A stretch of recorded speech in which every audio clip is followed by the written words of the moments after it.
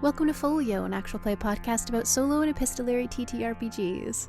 I'm your host, Satah, and I'm showcasing multiple possible experiences of self-paced games by inviting guests to play them alongside me so I can compile our stories together. You can support the show financially at patreon.com/foliopod or with a one-off donation at ko-fi.com/foliopod. This is the third and final episode of our games of This Is Where the Stars Died, a non-linear narrative wargame of battles, bots, and body horror by Scott Malthouse. The other two Bastion commanders joining me in the fight against Basilisk have been Austin Ramsay and Briar Sovereign. You can find some links to their stuff in the episode description.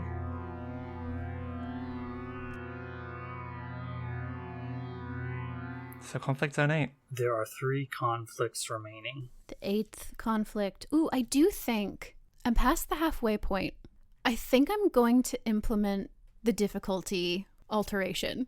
I don't know that I'm going to remove my last reinforcement because it would be satisfying to spend both, but I do think I'm going to say that from now on, if a king or an ace is the second element pulled, it's an automatic defeat. Obviously, doesn't mean a lot, because I've already spent at least 3 aces, but I don't know, just throw in a little more risk in here for fun. Let's do it. Let's see what the 8th conflict is. 10 of Hearts is my 8th conflict card. 4 of Clubs. As the King of Diamonds. This is where we were surrounded. That's been every conflict zone, frankly. This is when they came from above. Ooh. This is where we were captured. Ugh. Okay. Who do we assign to this? I think I'd love to see the Oathbearers taking out the second power crystal here. So I'm going to deploy my Oathbearers. And I think that's also great because it makes sense that, like, Basilisk would be escalating tactics against people who are winning and doing what they should do. I'm going to bring the Grail Fists in again, just to make a mess of it in these last few planets. Grail Fists are brutal with heavy armor. They are unhinged. Always good to have on your side. Okay. So I got some ideas. This could be Shadewatch, again, out on the fringes of the Force, looking for information, whatever they can get, and they get nabbed. Could be that the Valiant Lancers, after having conducted their plan to lead the worms away, are now far outside of the defenses provided by the rest of the Force, and they are captured. I think I like that one the most. The other one could be the tanks are too slow and get surrounded. But let's go with the Valiant Lancers. Shadewatch has had their chance, and they failed twice. The Valiant Lancers are feeling victorious. They've managed to take down these worms. But, unfortunately, the worms are as much a trap as the drones of the Lancers were. And the Lancers are swiftly surrounded and captured. Let's see what the resolution cards are. First conflict card is a queen, so I'm going to wager that the second one will be lower. It was an 8 of diamonds. First one is 3 of diamonds. I have been extraordinarily lucky with these draws, repeatedly getting cards that are either very low or very high. I'm going to bet that the next card is going to be higher. King of Diamonds. And my first conflict card is the King of Hearts. And if I'm going to stand any chance of a victory, I do kind of have to pull off some desperate stands here. A desperate stand being like pushing, but instead of naming the color, it must name the suit.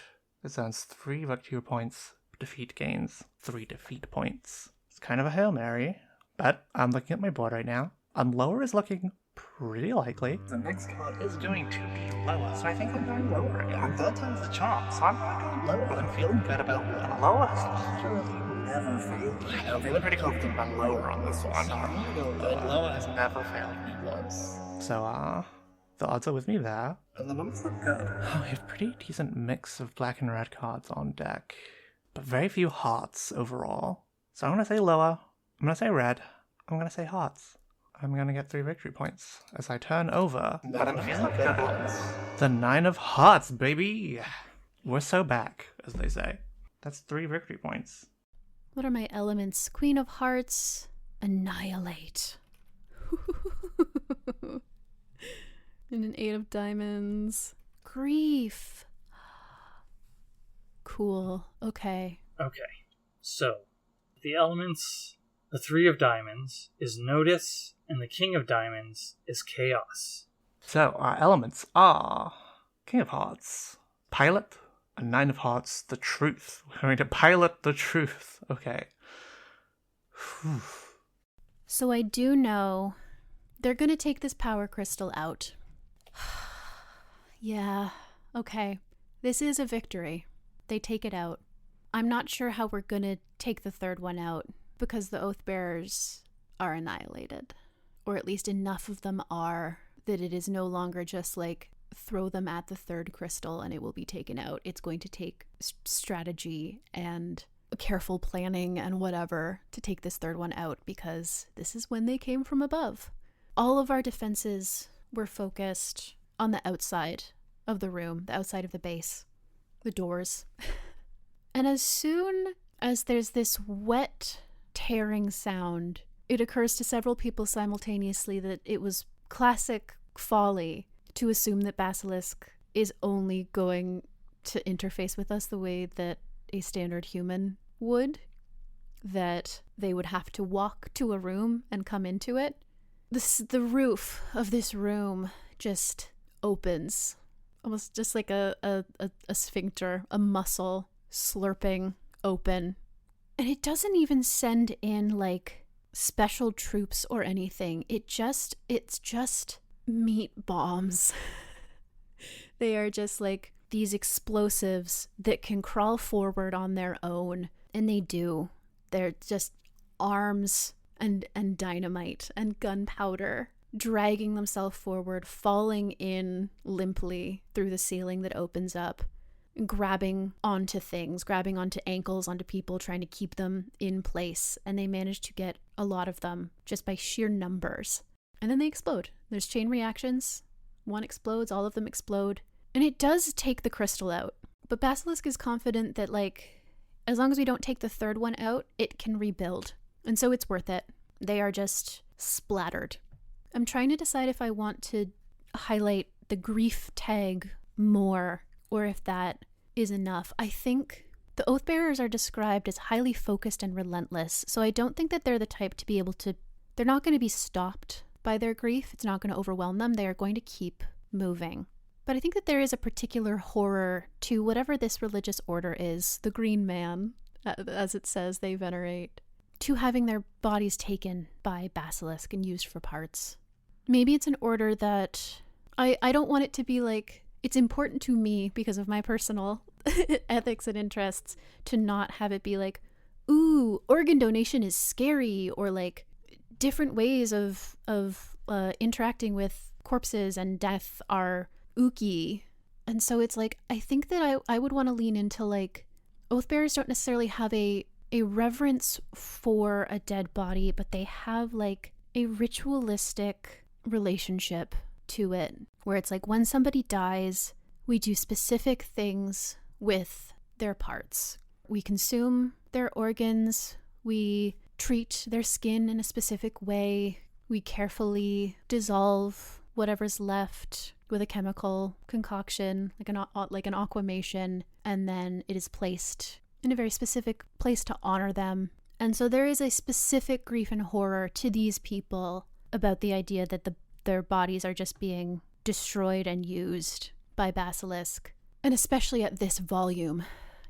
And so that will inform them going forward. But this is a victory. I know from the way I've been talking about it, it doesn't seem like it, but it is. I get a victory point from this.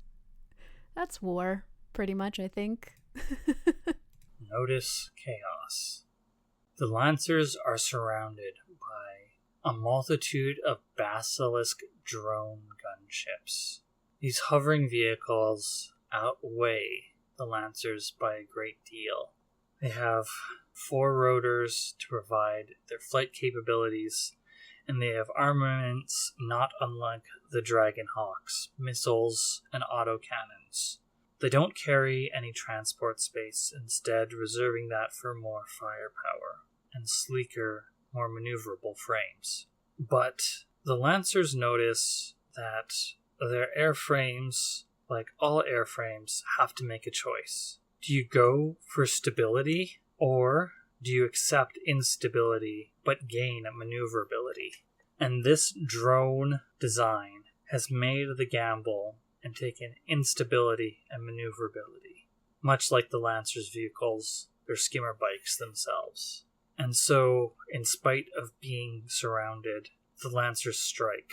They dive and they swoop, and the drones give chase. The Lancers take chances. They fly through gullies and canyons, and they swoop upwards against sheer rock faces. The drone gunships pursue. They don't do anything as stupid as flying through gaps too small for their frames, but the hard braking wears on them. Their servos and their engines begin to tear from the harsh maneuvers that the Lancers are putting them through their paces as they attempt to pursue the skimmer bikes. And so the Basilisk forces against the Lancers slow. They become clumsy. They stumble. And that's when the Lancers strike. They pounce upon the ones showing the most wear first, like wolves upon a wounded deer, tearing it apart with their electric lances, striking the quad rotors, ripping them off, causing the gunships to crash to the ground until the gunships are forced to retreat or face the teeth of the Lancers. And the Basilisk knows when it's beaten, knows not to waste materials, and they flee back to the factory, which grows ever so slowly closer. So I'm smushing together that this is where we were surrounded, the Grail Fists are here. Pilot truth. I think this is some kind of, they were on some other mission, the Grail Fists. We'd sent them out to deal with something. Maybe go crush a Basilisk outpost somewhere. But we were diverted to save like a crashed fighter jet. Some kind of scouting ship that had come back and made a pretty rocky landing. But we spoke to the pilot. They were, panicked by the crash. They were a little out of it, but they warned us that we were about to be surrounded, that this was a trap, the Basilisk forces were moving in. We took a chance and believed them. Aborted that mission, turned the Grail Fists around, and found we had to fight our way back, but through less than we might have needed to. We weren't quite as surrounded as we would have been if we'd fallen into the trap. And we managed to fight our way home. That's a victory of it. Compared to some of these other missions, I think survival on its own is a pretty big victory. And that brings me up to, 4 victory points? 4 victories, 7 defeats. I just need to do that a couple more times. Everything will be fine if I can do that a couple more times. Okay, so humanity has secured a victory here. But will it be a costly one, or will it be clear and free? Let's see the next conflict zone. Our second to last conflict zone, number 9, is the 2 of Spades. 9th conflict is the 5 of Diamonds. 6 of Clubs. This is where we fought the armored walkers. This is where we were ambushed. This was where they began to mimic. Oh, God. I think this is probably gonna be those Shade Watches hopping on comms. But who are they talking to? Ooh, let's check back in with those valiant Lancers who got sent deeper into the base, who I think are still like, okay, well, shit, we're in here. Let's try and keep finding the router so at least we can figure out what's going on. This is why we were ambushed. Who is the most ambushable? I haven't used the tanks for a while. It could be tank time. I think it's tank time. This is the Avalonian tanks on this one. We're getting close now. The factory is just over the next ridge. We know this. The Lancers can see it as they return to the column. And so, the Basilisk brings forth some of its heaviest defenders, armored walkers. We decided not to take our own heavily armored walkers, the siege walkers, because we felt that they would be too slow to keep up with the column. Will this be our undoing? What do we have to face off against these monstrosities? The Dragon Hawks have their autocannons and missiles, but we also need them to provide logistics and medical support for the column and the prisoners. Shade Watch will be no match. even if they weren't wounded already. The Valiant Lancers are a possibility, but they just had 2 back-to-back conflicts and likely need a breather. Could send in the Iron Knights, but I think it is time to throw metal against metal directly and have the Avalonian tanks confront these behemoths. Let's see how they do. The first conflict card is a Jack of Spades. I'm going to wager that the next card is lower. 4 of Diamonds. First conflict card is a 9 of Clubs. I'm going to guess that the next card will be lower. So the Avalonian tanks were ambushed. Our first conflict card is the Ace of Clubs, and I need to go check how aces work. An ace always counts as 1, so it's gonna be higher. I will not be pitching lower on this one. I do kind of have to make another desperate stand, so I'm going to be naming a color and a suit, but I have 1 reinforcement left. So... And I think, so because of math, I'm essentially guaranteed to win at this point. I was just checking if there was if you have this many more victory points, it's this type of victory or whatever, if there's tiers of it. But there aren't, it's just victory or defeat. And given that mathematically I have 6 victory points and 2 defeat and only 2 things left, it's really unlikely that I'll lose. For this one at least, I'm going to gamble. I'm going to do the desperate stand thing where I have to name the suit. And I think whether it's higher or lower. So I've been making piles of cards by suit so that I can do some math for this. I'm going to say higher. I'm going to say red. And I think statistically, I maybe need to go hearts again. I've pulled 7 diamonds. I've pulled 7 clubs. I've pulled 8 hearts. I've pulled 6 spades. That is so close to even. That doesn't help me at all.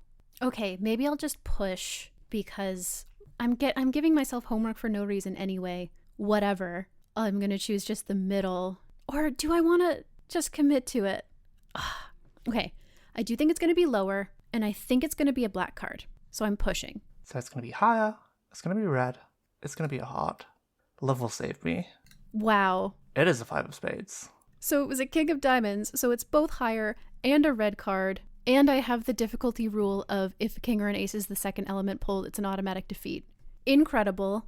I'm going to call in my second reinforcement and pull another one. I'm going to cash in that final reinforcement, and we're going to pretend that didn't happen. So this card, as I flip it, is going to be a heart that is higher. No fucking way. And it's a 3 of spades. So humanity is totally fucked. It's all my fault. That is 3 defeat points. I pulled a king of hearts. So I pulled a king of diamonds, which is higher, and a red card, and a king, so an automatic failure. And then I called in a reinforcement, and I pulled the exact same problem, but it's the king of hearts. The universe said, hey, you want to play? Get fucked. That's so funny. Okay, that is a pretty decisive victory, if we want to just go by the difference in card values. That's a defeat, and it's a 2-point defeat, because I pushed.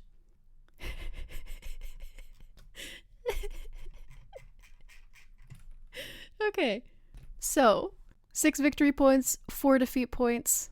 I don't know why I'm like this. Let's get the conflict elements in here. So, Jack of Spades as an element is defend, and 4 of diamonds is ground. Yeah, that makes a lot of sense. Our forces are approaching the final ridge just before the factory. As we take the ridge, we see ahead of us the towering armored behemoths, one of the last lines of defense for the factory. These machines are shaped like massive armored scorpions.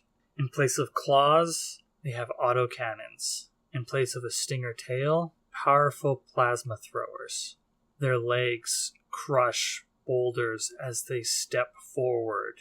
Initial fire from the Iron Knights and Shadewatch ricochets off of these things, too heavily armored for even their weapons. So they fall back. The Valiant Lancers need to rearm. Many of their lances broke in the last 2 conflicts, and their drones are all but expended. The Dragonhawks, as part of the logistics chain for this force, also need to hang back to rearm the other groups. And so, the Avalonian tanks rumble forward to the top of the ridge. They know their autoguns on the sides of the tanks are unable to pierce the heavy armor of these walkers.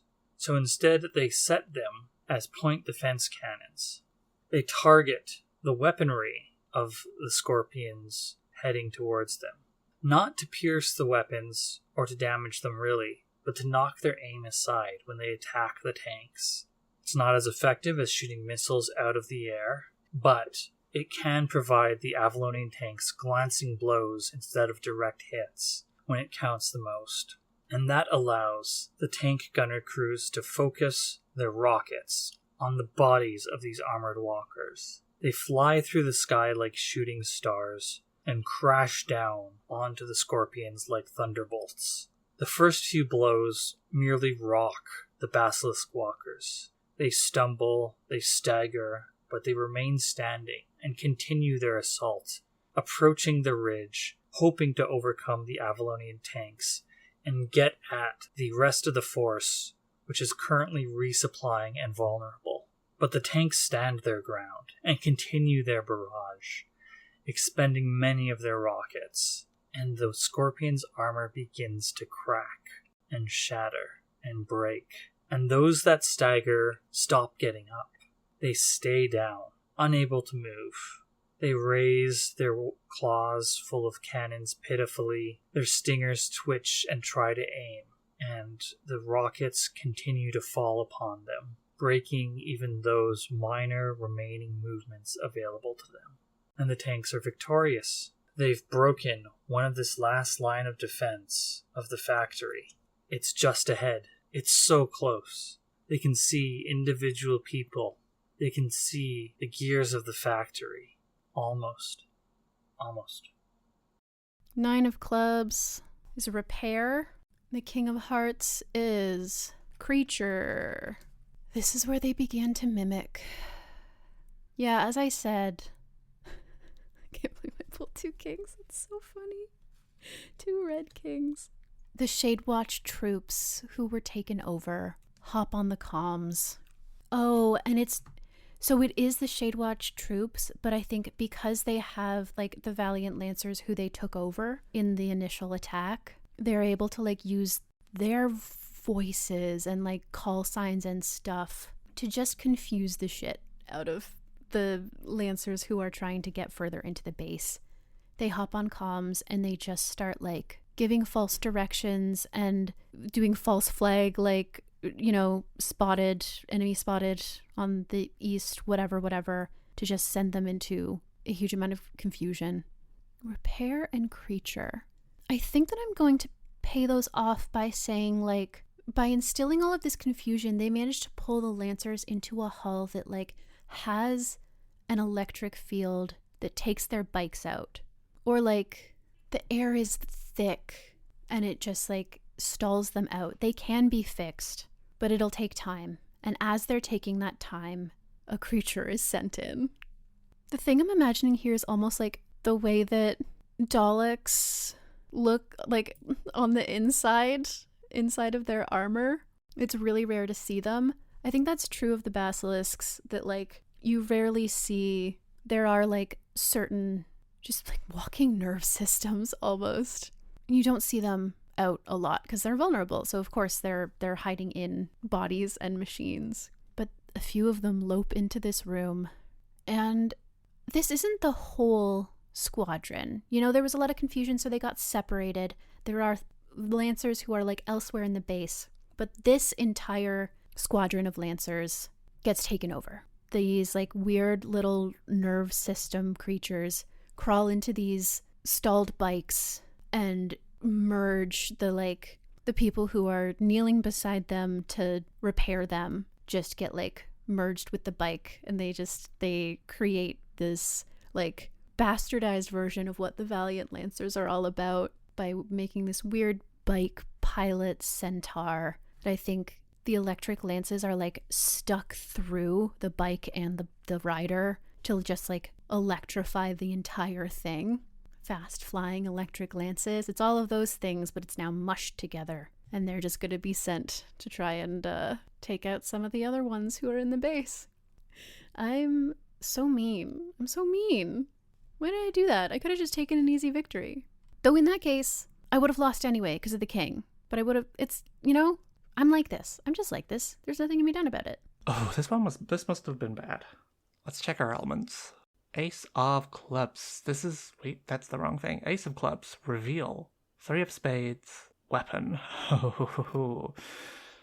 Okay, yeah, we were ambushed by the reveal of a new weapon. Abysmal. This was a parade of arms. This was a grand new show-off of a great new unit of Avalonian tanks. New models rolled right off of the line, and somehow Basilisk knew about it. They debuted a new weapon. Gosh, was this the planet-sized Basilisk from earlier, making its move back onto the stage, revealing it's some kind of orbital laser? It was a small planet, just some kind of a moon, maybe. And it crushes us. That laser strikes across the whole unit. A chain reaction of exploding Avalonian tanks, one and then the other and then the rest. Ammo cooking off on the ones that are barely grazed, still destroying it. A pretty successful ambush, and another successful eradication for Basilisk. Our final conflict. We are looking at, as we go into this final conflict zone, a grand total of 10 defeat points, which is pretty bad, and 4 victory points, which would have been good about 4 planets ago. So I'm kind of screwed. But we're going to play this last conflict zone out, just to find out what happens. Technically, if I pushed or did a desperate stand here, I could lose. We'll see how brave and mean I'm feeling, because I don't have to do it, but I could do it. It's always an option. This conflict is the 4 of diamonds. Okay. 10th conflict zone is the 7 of diamonds. And it's the Queen of Hearts. This was where they dismantled us. Oh, God. This is where we found the nest. Pretty menacing. This is where the ground became a graveyard. Oh, I think I know what this is. I think the machines have realized our goal. And rather than let us retake the prisoners, they just start killing them. I think then that it's time for the Dragonhawks to swoop in. Rush in, use their autocannons on the soldier machines that are mowing through the prisoners, land and load as many as they can, be in as many places at once as possible as they load up the prisoners while also combating these executioners. I think if we are stumbling into some kind of a fucked up basilisk nest, I kind of have to send the Emerald Vanguard in there. This is one that happens on foot. Things are looking a little dicey at this point in the war. We don't have a lot of armor left. Kind of got to send the rookies in to do just about anything. So this is the last conflict zone, but it doesn't necessarily have to be the final crystal, because I get to, decide how the mission played out after. It could be. I think it's definitely on the way to the final crystal. So who am I going to deploy? The Lancers are they got some stuff going on. Shadewatch, I think, is still recuperating. The Oathbearers are on the move. I kind of like the Siegewalkers where they are. So I think we're going to bring the Dragonhawks back. The Dragonhawks are moving to defend the final area where the last crystal is. And our first conflict card is 7 of clubs. The first conflict resolution card I flipped is an 8 of diamonds. It's right in the middle. Let's see the resolution cards. First up is 10 of diamonds. This will probably be lower, but this is close to call. There's no rules against counting cards, and also I'm not good at it, and so it doesn't really give me that much of an advantage. I'm laying out the cards that are above 8 that I've played, and the cards that are below 8 that I've played. Stalemate is also an option. Though, not in this case, because this is my 4th 8. That's funny. Okay. Luckily, I still haven't used any of my reinforcements. It doesn't really help. Played 15 cards that are below 8 and 13 cards that are above 8. I've played all my 8s. Let's say it's going to be lower. And you know what? Let's go for it anyway. I'll make another desperate stand. I'm not pushing. I've already got my more difficult rules in, so let's go. It is going to be lower, and it's going to be hearts. So, I'm betting on this being lower. Let's see. 7 of hearts. Don't even need to call in any backup. Okay, it's a 5 of clubs. So it's a victory point. See, I'm ultimately nice. I do want them to win. I just want them to suffer on the way there. And I have flipped over the 2 of clubs, bringing us to a total of 13 defeat points and 4 victories. I'm starting to feel like I don't understand cards and any kind of possibility or probability involved with the guessing of cards. So, 10 of diamonds is burn. 7 of hearts is ship. So 8 of diamonds, scale. 5 of clubs, crash. Okay. So this is bad. 7 of clubs is transport. 2 of clubs is base. Oh. I guess, yeah, we found the nest. And I guess it's less a situation where we found the nest and more a situation where I guess they brought the nest to us. Burn ship. Oh, this isn't a factory. This is a massive ship. And they don't even need to bother with executing the prisoners, because the open air nature of the prisoners' storage means that as the ship takes off, the prisoners will fall to their deaths or freeze in the thinner atmosphere above. And even those who may survive will asphyxiate once they hit space. But that's not what happens. This is where they dismantled us.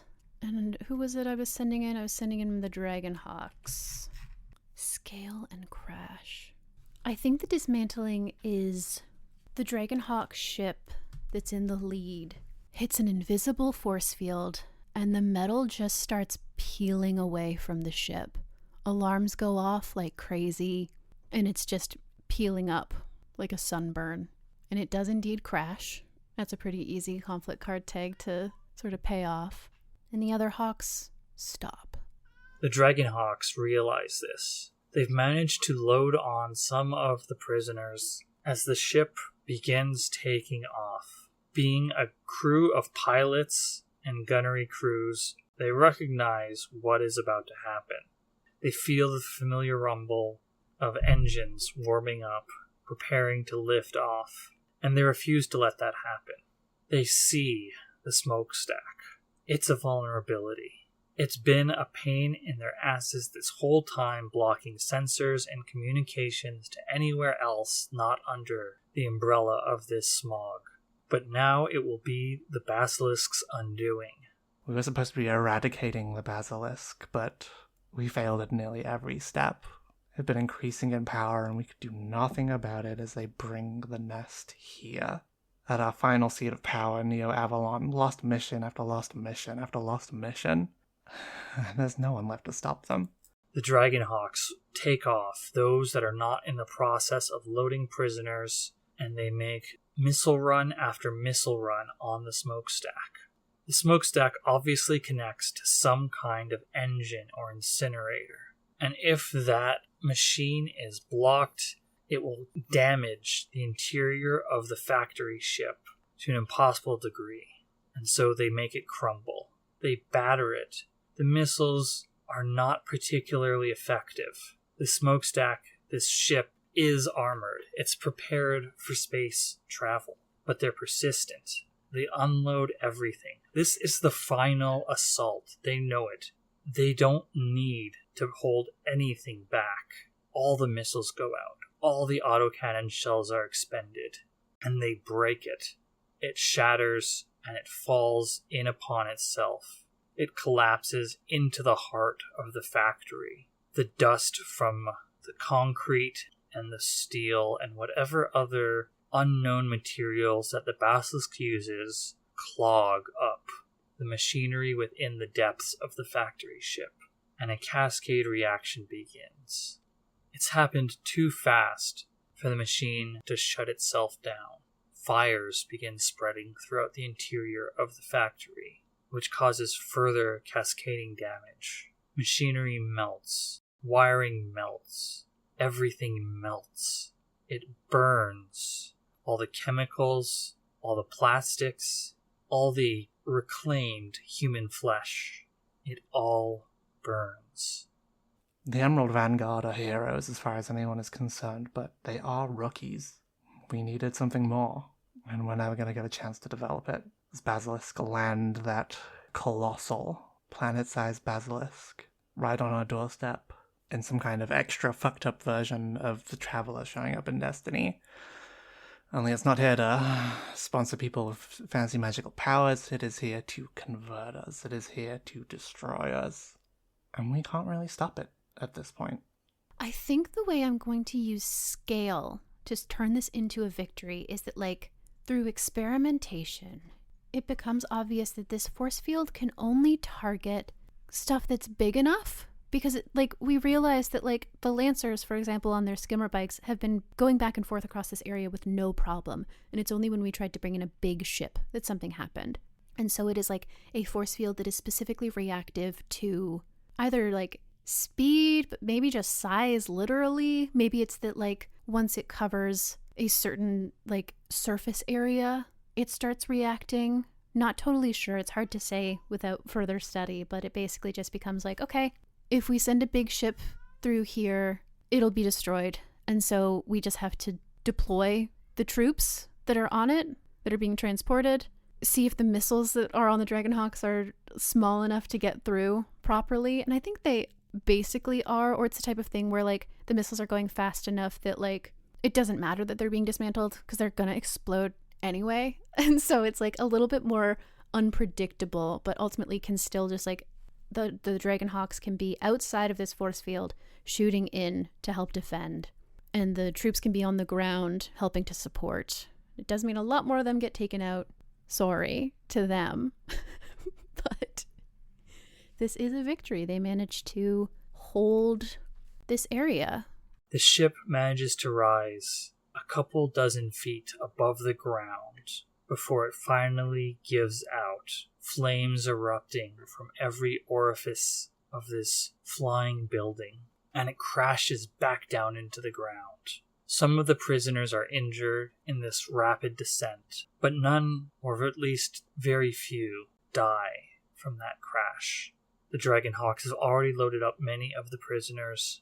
Once they've expended all of their missiles and autocannon ammunition, returning back to the open-air prisons to load more prisoners. And so, it is an unmitigated victory. The only force that took any notable damage throughout this operation was Shadewatch. All the other elements of this force were able to win their conflicts. And that is the final conflict, so I'm going to go to the aftermath. After resolving your final conflict, add up your victories and defeats to find out whether you can have battle victory, More victory points. battle defeat, More defeat points. or stalemate. Same defeat and victory points. Draw on your mission and narrate how you did or didn't manage to secure your objective. So we have 8 victories. When I was reading the rules initially, that seemed like a very unlikely outcome, even with the possibility of using reinforcements to change the second card that is drawn in conflicts. But I didn't even use one of those. I suppose in hindsight I could have used them to possibly save the 2 Shadewatch teams, but those were both in the first half of the mission, and I wanted to make sure I had them in case I needed them in my pocket. I'm ending with 8 victory points and 4 defeat points, and my mission was to debilitate, destroy a power source, to weaken the enemy or disrupt the enemy in a way that prevents them from acting or slows them down in the future. And I talked about taking out those 2 weird crystals, those beating hearts in the base, and that there's a third one. And yeah, Basilisk throws a lot at us to stop it. The Lancer chimeras that it made arrive. I like the idea that Shadewatch appears at the last second to help take them out. They come back into the fight. The handful of Oathbearers that survived managed to get to the crystal. I'm not sure that they survive taking it out, because they have to do it slowly. There are so few of them now, but they do take it out. And this base goes dark and flickers. A lot of the enemy troops shudder to a halt because they're no longer able to draw power. And I think I like the idea that in the wake of this, some of those Lancers who were stuck in the base can in fact find the network router thing and pull it out and bring it, which might be a bad idea to bring it, but they're gonna do it. But the main mission was just to destroy this power source, and we do that. And this was like a major factory base, they make a lot of troops here, and so hopefully this will slow down their production a bit and give us an edge in the future. We managed to succeed at this battle for capturing the factory, which turned out to be a factory ship, and saving the prisoners that were being turned into material and grit to be used by the basilisk. Shadewatch attempted some initial reconnaissance, but were turned into undead that were felled by the Iron Knights, who were then ambushed by gorilla-like machines through a portal. Shadewatch tried to regain their honor by doing additional reconnaissance while the Iron Knights caught their breath, but were unfortunately outmatched by worm machines. Then the Dragonhawks found some outlying prisons and freed the captives there, but cleverly sorted out the infiltrator units among them and gunned those down. In response to that, the machine unleashed its inhuman snipers, attacking from impossible distances.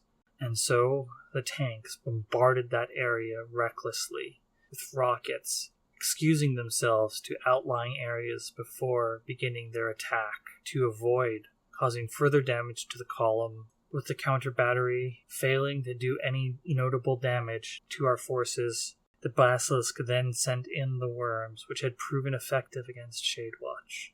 But they were not smart enough to avoid the tricks of the valiant Lancers, who lured them away using drones and skewered them with their weapons. But the machine is ever intelligent, and it surrounds the Lancers with gunships of its own. The Lancers recognize the weaknesses of these gunships, however, and wear them down in a dragged-out chase. Once the gunships were weakened and worn, on the edge of breaking, the Lancers pounced and ripped them piece from piece. Finally, the machines brought out their last line of defense, massive armored scorpions. And while everyone else rearmed and prepared for the final push, the tanks came forward and bombarded these massive metal beasts with their rocket barrages, slamming them into the ground, taking a hammer to them, cracking them, breaking them, and finally destroying them. This opened the way for the Dragonhawks to approach the factory ship and begin loading up the prisoners, which was when the basilisk revealed that the factory was not just a factory, but a ship, and it planned to escape and take as many of the prisoners with it, literally or to their graves. The Dragonhawks unleashed their full draconic fury, blasting apart that smog stack that had been such a pain in the Force's advance, breaking it and impaling the factory ship with its own device, burning it out from the inside, and saving as many of the prisoners as they could, giving humanity a grand victory in this almost hopeless conflict. Not only did we fail to wipe out Basilisk, they brought the center of their power to our doorstep. They brought us so low that we couldn't do anything to stop them. The slow process of snuffing them out one by one starts right here, Neo Avalon. Which is grim, but that's the way things go sometimes. This is where the stars died, not this is where this is where the stars still are because we won. There is a little section called Campaign Play. It says, "This is where the stars died" can be played as a campaign, a series of battles that string together to result in an overall victory or defeat. Campaign consists of 3 or more battles. Add up victories, defeats, and stalemates as you go to determine the ultimate outcome at the end. And so, theoretically, if I were playing this as in a campaign, like, part of the next thing that we would do is, like, someone back home would be researching this network thing, and we'd maybe do a new mission sort of based off of that and that kind of thing. But that's all theoretical. What really matters is that we did, in fact, debilitate Basilisk here. And that's our game. It's my playthrough. I did absolutely horrifically garbage. I'm sorry to the forces of Bastion. I'm sorry to the people of Neo Avalon. Couldn't really do anything for you. But maybe next time, hey? You know, you win some, you lose some. Thank you for listening, audience. I hope you enjoyed this story of the Bastion, humanity's last hope, making an assault, trying to save what few people it could, and actually managing to succeed. A failed eradication. But once again, a successful eradication for Basilisk, so round of applause for them. I really want to know if the other commanders fared as well as I did, or if this has turned into a Pyrrhic victory, or even worse, a majority defeat. Thank you for having me, Satah. Hello. Hi, you might be editing this. How are you doing? I hope you're doing good. I hope you won. I hope you didn't do as terrible as I did. I hope you got more than 4 victory points. Because I sure didn't. This is a win for Bastion. A bloody, brutal win, but a win. I gotta say, that was more tense than I thought it was going to be every time I had to draw that second resolution card. I love this game. This is so fun. It is like so different from a space that I normally play in, but God, the narrative aspects of it give me as a player so much space to play in it that like I feel really almost like joyfully welcomed into a genre that I am usually a little bit alienated from, and that is so cool. That is so cool. All of the like little tables and pieces of information are wonderful. I love the conflict prompts. Like, this is where this happened is such a cool way to like guide the narrative and give it this like really interesting sense of inevitability. I love the idea that it's like, yeah, this is where they dismantled us and we won. It's a victory point. So something horrible happened, and of course you can choose like, do I want to counteract this, or did it happen no matter what, but somehow we won? That's so cool. I love playing in the tension of that stuff. That is like some of my favorite type of gameplay, so that worked so well for me. And the 2 different like conflict resolution elements, the verb and the noun or whatever it is, amazing, really cool. I love this. It's so flavorful. And yeah, I imagine that like for some people there's not quite enough like tactical grit to the gameplay of it to satisfy it, but for me, I loved those little moments of tension and the idea of like wagering in a game where you're making a bet this is going to be higher or lower, and so therefore it's like your fault if it fails is awesome. Was a huge fan of that in Furia, which as I'm recording this is the currently airing series, but is probably a little while ago now. It is really cool. I really liked this. It's nice and short. You can pick it up really quickly, and I love it says also like, you want just like a skirmish, you want to do a short battle, just do 5 conflict zone with 3 types of troops. Like so cool as just like something that you can do a little bit of or like expand on if you like it. I'm really happy with this stuff, you know? What a fun game. That was cool. All right. This is where the stars died. Ugh, the title is in the form of one of the conflicts. That's awesome. Cool stuff. Fingers crossed. Bye. This has been Folio, an actual play podcast about solo and otherwise self-paced TTRPGs. To find where you can find the show, check out foliopod.card.co. You can find Austin at Austin Ramsay Games on Bluesky and Tumblr, and listen to her mega game actual play podcast KalisCon on YouTube or in your podcatcher of choice. You can find Briar at weregazelle.com and royalrabbit.itch.io. You can find Satah, who is me, at gaygothvibes.online, and follow me on Bluesky at posatachips.gaygothvibes.online. This week, Austin and Briar and I finished our games of This Is Where the Stars Died by Scott Malthouse, found at trollishdelvergames.itch.io. Everything I mentioned here is linked, as always, in the show notes. Thanks so much for listening. Take care out there.